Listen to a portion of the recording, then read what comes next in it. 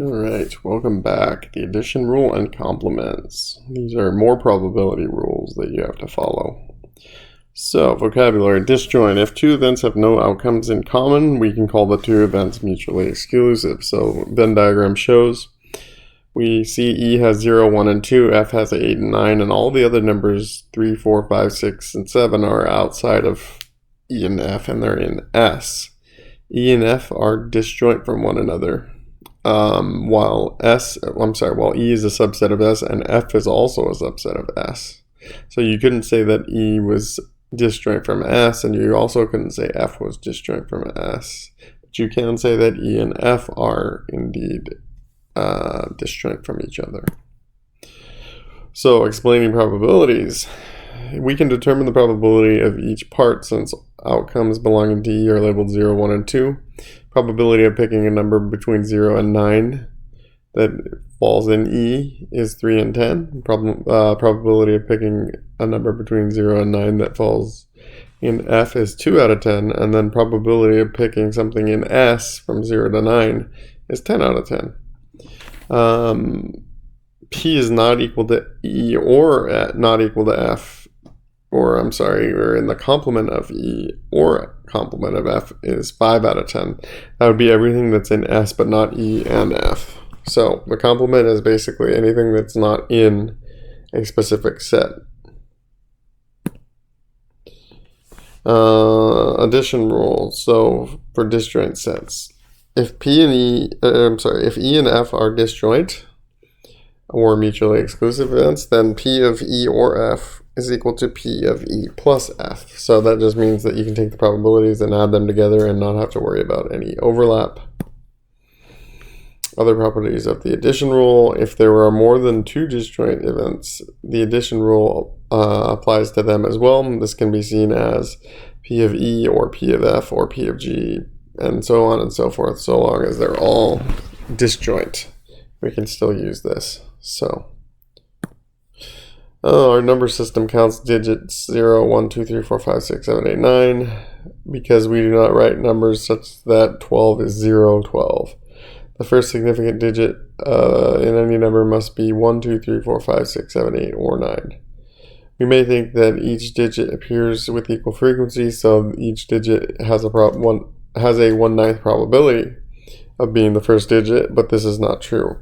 In 1881, Simon Newcomb discovered that digits did not occur in equal frequency. The physicist Frank Benford developed the same result in 1938. After studying lots and lots of data, he assigned probabilities of occurrence for each of his first digits, as shown in Table 5. The probability model is known as Benford's law and plays a major role in identifying fraud data on tax returns and accounting books. So the digit 1 is used 30% of the time. Digit 2 is used 17% of the time. 3 is 1.25. 4 is 0.097.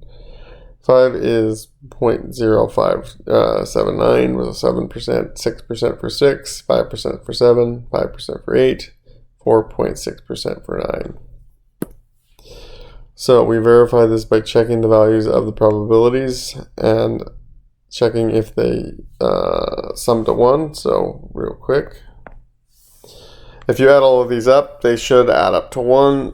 It doesn't really give us a instruction, but that's what we intended on doing. So we would add these up, they'd add up to 1. That's good.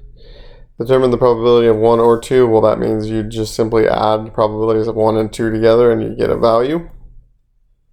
So 0.301 plus 176.176. And then determine the probability of at least 6. So at least 6 means 6 or more. So if you wanted to find that out, you'd take anything 6, 7, 8, and 9, and you'd add those together. So probability of 6, probability of 7, probability of 8, and probability of 9, add those together, and you would get a solution. Alright, suppose a single card is selected from a standard deck of 52 cards such as the one shown in figure 9. Give me the probability of E drawing a king. Well, kings are here on the right.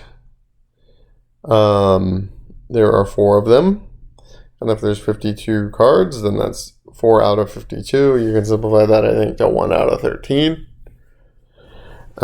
Next is compute the probability of the event E drawing a king or drawing a queen or drawing a jack. So king, queen, or jack is what you want. Notice there are 4 of each of these. 4 plus 4 plus 4, that's 12 out of 52. So 12 out of 52 is your probability. So that would be 3 out of 13. The general rule of addition, sometimes events are not mutually exclusive. Disjoint, when there is non-disjoint sets of events, we use the following. If you have P of E or F, then it's equal to P of E plus P of F minus P of E and F. So let me give you an example. Actually, we have one on the next slide, but I want to show some work. So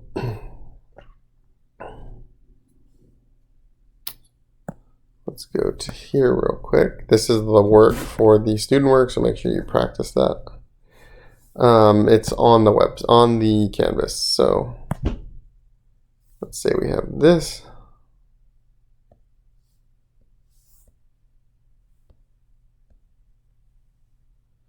And they want to find P of E. Well, P of E is 5, 7, 9, 1, and 3. I'm sorry, that's not P of E, that's E. E is the set.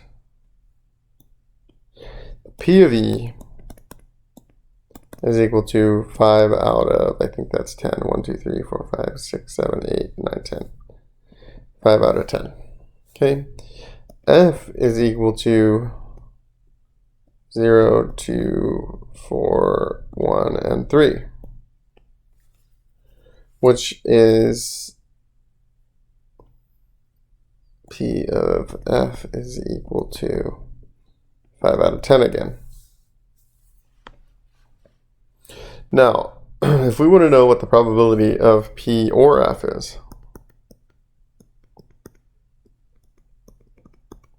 I'll also write this as P of E union F.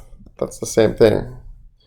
These are the same, so make sure you're watching for P of union F, E union F. Okay, so that's taken care of now.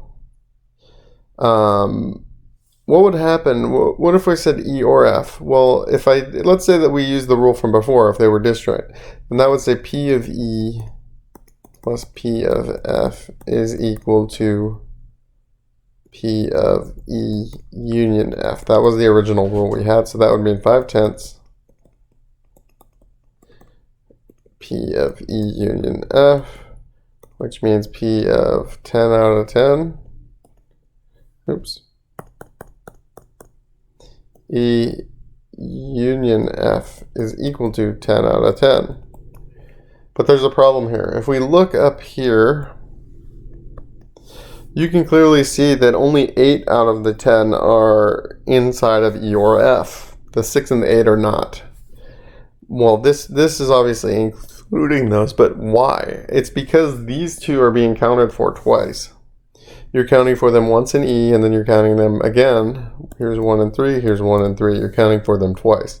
So what happens is if you subtract off the intersection, which is P of E intersect F, so you have P of E plus P of F plus P of E intersect F is equal to, I'm sorry, not plus, that should be minus, is equal to P of E union F. So if we do it that way, we have 5 out of 10 plus 5 out of 10 minus 2 out of 10, right? There's only two things in there. P of E union F, which is 10 minus 2 out of 10 is equal to P of E union F, which is 8 out of 10 is equal to P of E union F. Okay. So with that being said, that's the reasoning behind why if you have a non-disjoint set that you need to subtract off the intersection so you don't double count them. Thank you guys for watching. The next video is coming up soon.